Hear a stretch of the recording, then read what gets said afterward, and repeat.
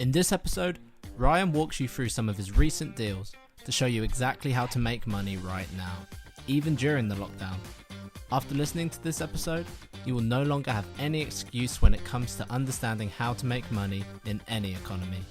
These tactics Ryan shares really do work and have the power to improve anybody's lives who listens to this episode. Let Ryan know what you think of this episode. Tweet him at RyanOttoX or leave a review and he'll keep sending you these episodes. Deal? Mastermind on Mondays. Every Monday at 10 a.m, Ryan hosts a live mastermind session in the Facebook community group called the Property Crash Course.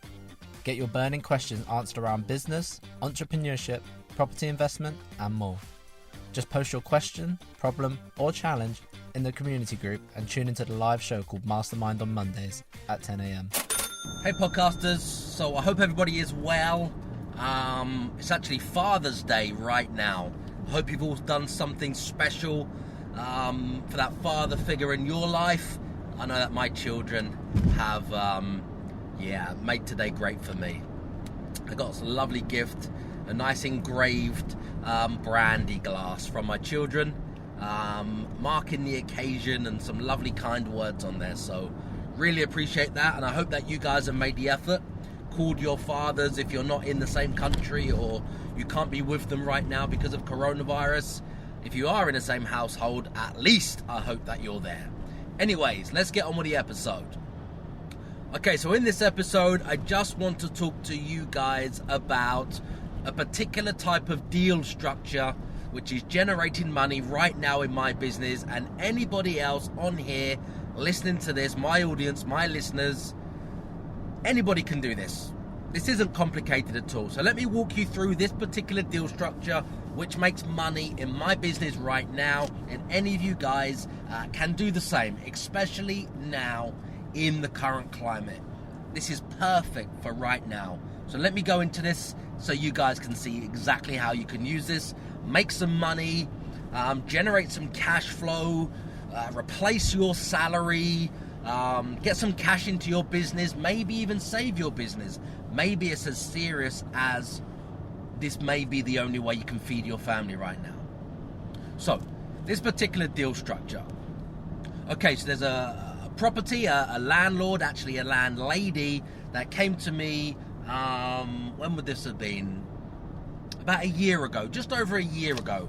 They had a property for sale, and I went round, had a look at the property. I'm actually just going past the property now. Well, I'm on my way to the property now to drop some materials off, because we've got some builders, some contractors starting tomorrow to get the property ready. Yes, of course, we actually done the deal and we're starting tomorrow doing the work. So, anyways, around about a year ago, maybe give or take a few months, a seller or a landlord with properties as well for sale approached me and said, I'm thinking of selling my property, can you come round and have a look? I go round to the property to have a look. The property is, to be fair, it's quite unusual. It's a flat. It was converted from a house into a flat or flats. There's a walk down because it's like on a hillside. Fantastic rolling country views out the back, unspoilt views, but it goes up and over and down. So garage on the street level, one flat on the street level, that's like the middle floor. You go up one level, flat at the top, but then when you're on the back one level to the ground, and you go down a level, but it's actually quite far. You walk down the steps on the outside before you get to the front door of this house, which is actually on the side of the flat, so it's like a back door. Anyway, when they bought the property, there was no steps.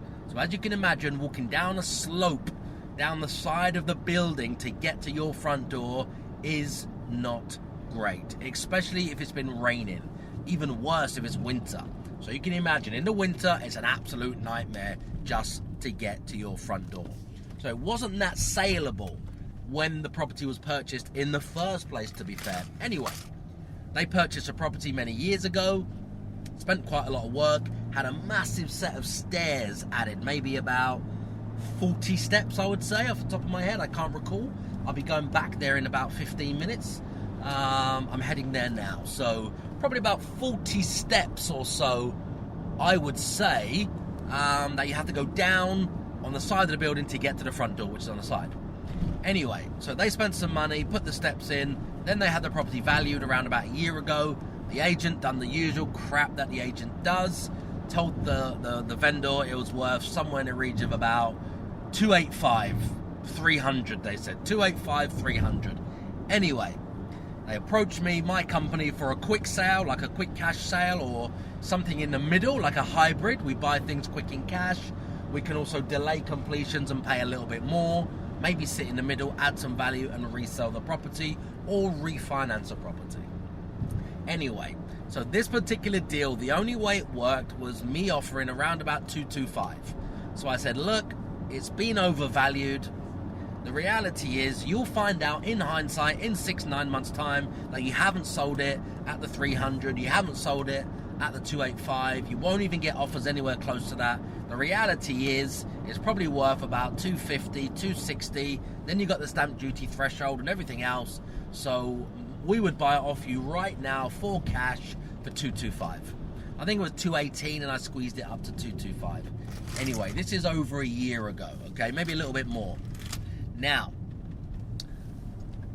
as it happens, the property is now, it didn't sell, as it happens, there's no surprise, we knew it wouldn't sell, so it didn't sell. It went on at something like 290, down to 285, I think it came down to 270, 275, and then it went down to 250. Anyway, when you think about it in hindsight, this happens many times over and over again. We go round, we tell them the truth, we're not trying to pull the wool over their eyes, we're just trying to say, if you're a friend, let me talk to you as a friend. The agents incorrectly valued this at 300, saying start around 285, expect, thereabouts. This is what the agent says. And then I say how long it will take, and then we look at the demand, and then we look at where it is, then we look at the type of buyers, then we look at the current climate, then we look at everything else, and then the stairs, 40 odd stairs to get to your front door down, which completely limits who's going to buy it. So when you've taken all of that off, there's not many people left. And the Brexit, and the market conditions, and the climate, and everything else, and the time of the year, and the condition of the property, and the fact it's sitting empty, costing money, okay? Anyway, taking all that into consideration, I said you'll probably get about 250 right now at the absolute most from someone that will take however long. 2 months, 6 months to buy it. Maybe they've got something to sell, maybe it'll fall through, maybe they haven't. So when you take agents' fees off of that, when you take carrying costs off of that, when you take the legal fees off of that, when you take all of the expenses and maybe some work you've got to do and carrying costs, mortgage payments, property sitting empty, etc., etc., my offer of 225 is more or less what you're going to get anyway, net, without any of the hassle, and this will be done in 28 days. Anyway, they didn't take that offer because when they was told it's worth around 285 to 300, obviously they see pound signs in their eyes, they're seduced by what the agent said, and they believe, in fact, a little bit deluded with the climate. Obviously, our finger is on the pulse. You know, we know what the market's doing. We're in tune with the market, okay? So we know everything that's happening with the market. They just see agents putting them on this price, telling them these figures, that's what it's worth. Anyway, a year later, so I get a phone call a year later. I go back to actually I didn't even go back to the house, I sent a friend of mine to the house. So we go back to the house a year later, the owner wants to sell it again, and they say, is that offer of 225 still standing? Okay. The reality is it isn't. 225 back then would have been more or less what they would got after they'd taken offers from agents and waited and carrying costs, mortgage payments, legal fees, everything else that comes with it, doing some work to it. They would have probably got there or thereabouts, which was my offer, which was a very, very good offer at the time. So right now, fast forward a year or so in the pandemic, the coronavirus, is my offer of 225 still available? Unfortunately, it isn't. And for me to give you a new offer right now is probably not really worth me doing it and spending the time to recalculate things, because the reality is now you're on the market at 250,000. You're expecting somewhere around 250,000, but the climate has changed again. We're now in a falling market, so there's not even the option for me to have any desire to want to get that property, go in, do some work and flip it, because there's not even enough money in it, even if I offered 190 grand. So when she didn't take 225 a year ago, do I even think she's going to be interested in taking 190 now, 60 grand less, when they've told her it's worth 250? I would say right now it's probably worth about 230, 225, which is a figure I offered. I'm talking about figures that will actually sell the property, not just making up figures of valuations, what it would actually sell at. I think it will be closer to about 225 right now. So even if I went in at 190, which is tight for this to work, very tight, it's just not even really worth, having that money tied up, having the time tied up, because the opportunity cost for what? 30 grand or so, less fees and closing costs and the work and carrying the property and everything else. So it doesn't even work financially in that sense. So what we did is a different deal. I said, you want to sell the property, right? Yes, 100%, not renting it anymore. I think they had a problem with evictions. The last tenant they had to evict, which scarred them. They spent a long time evicting them. It cost them a lot of money, lots of voids, lots of hassle, lots of pain. As you can imagine, it's not a good experience at all. I remember having 2 back-to-back on one particular property, one particular flat, the ground floor flat in a block of flats that I bought a long time ago in Maidstone. And I remember having to evict 2 people, 2 sets of tenants back-to-back. Anyway, evictions are terrible, horrible for everybody. If you're a landlord and you don't know how to increase your rent up to 199% using Booking.com, then you're making a big mistake. Because every £1,000 of rent is now returning £3,000 every single month on Booking.com. And you never have to evict a tenant again. I'm serious. Anyways, I created an ebook. It's called The Rent Arbitrage Machine. So I can show you exactly how you can increase your rent up to 199% on your own rental properties. Just head over to theyrentanyhome.com/free book and just tell me where to send your free copy. So they had an eviction coming off the back of that, costing them money, heartache and pain. So they don't want to sell to rent the property at all. They want to sell the property. Maybe they need the money, I'm not really sure, but they're selling the property.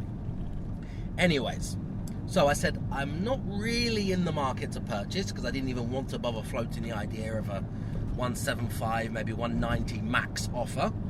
So I said, I'll tell you what we can do, we'll do something different. Now, the property used to rent at about 1,100 a month, and that's the local market rent. That's empty as well, by the way. And what we actually agreed is for my company to lease the property on a particular contract which falls outside the Housing Act, so it's not protected from eviction. So my company basically enters into a contract which is a short-term rental contract, okay? It could be a holiday rental agreement, anything but an AST. It could also be a company AST. Just let me correct that there, because the company doesn't have protection from eviction.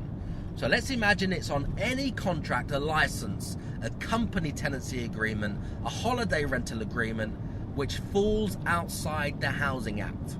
Now what that does is gives me gives the landlord, landlady much more security and leverage, because who would want to rent their property to somebody, even if it was above the market rent, just to bridge the gap while they're selling it? Because just imagine the worst happened. The property went under offer.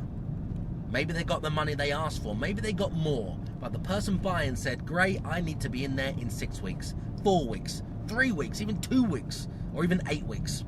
But then the person in the property is on a tenancy agreement, and then you have to give them 2 months notice. Let's just say they agree to 2 months notice, right? What happens if they decide that they haven't found their onward property, or they can't move out, or they fail the credit checks on their new property, or they lose their job, or they're furloughed? Just imagine if they say, I can't move out on that date for any reason at all. I haven't got the money, or I'm just going to be difficult, or I'm going to turn into a problem tenant, or if I've lost my job and I can't afford it, so now I need to stay here and claim these rights, which are, well, the government have given these rights, so they're protected from eviction for an extra 3 months. The eviction process already takes about 5 to 8 months. Add 3 months on top, you're getting close to a year. Just imagine if you're trying to sell your property and the tenant in there takes you nearly a year to get them out, even 3 months to get them out. You've lost the sale, you've lost the money, you're back to square one, you're in a worse position than you were before. So that's not good. So nobody really in their right mind would want to rent a property to somebody whilst they're trying to sell it, no matter how much they would pay per calendar month on the rent, okay? However, when you structured a deal like this, which I'm about to share with you, not only did we manage to make £750 a month on this particular property, is that right? 1350, 600. 6 and 6 is 12, 1350. Not only did we make, I was correct, £650 a month on this particular property while it's for sale, we actually got it way below the market rent. Not paying more, way below the market rent. Let me explain. So the offer I said to the landlady, is, okay, we don't want to buy the property. We understand the property's empty. Now, what we're going to do is a particular type of deal with you where I will give you a return on this particular property all the way up until 1 week or 2 weeks before you have sold the property. Now, what I mean by that is sold the property is legal exchange of contracts, okay? So not just an offer, not just, yes, I want to buy it, legal exchange of contracts. So it's very simple. We entered into a company management agreement. A company management agreement. If anybody wants a copy of this, all you need to do is leave a review on this podcast, leave a 5-star rating on this podcast, take a picture of it, send it to me, hello@ryan-otto.com, and take a screen print of that review and a 5-star rating. My team will send you a copy of this contract that we use, which is basically the license to print money. Anyway, back to the podcast. Okay, so I entered into a rental agreement which is fixed for the first 3 months, right? Fixed for the first 3 months. And then the landlady has to give notice the second she's exchanged contracts. And the notice period is very short. We agreed a 30-day notice. Anybody else can agree a 1-week notice, a 2-week notice, a 3-week notice, a 4-week notice, a 2-month notice, a 90-day notice, whatever worked for you. This worked for the owner, okay? We agreed a 30-day notice. So it's a 3-month guaranteed rental contract using a company management agreement that we use, okay? I just explained how you can get a copy. The notice period is 30 days. The local market rent is 1,100. Now, I have agreed 600 with the landlady. Now, that's because it's not furnished and there's no appliances in there. So my team has to furnish the property and put appliances in the property as well. Now, we've achieved 1,350 from a tenant through the Home Office, okay? Now, this is guaranteed rent.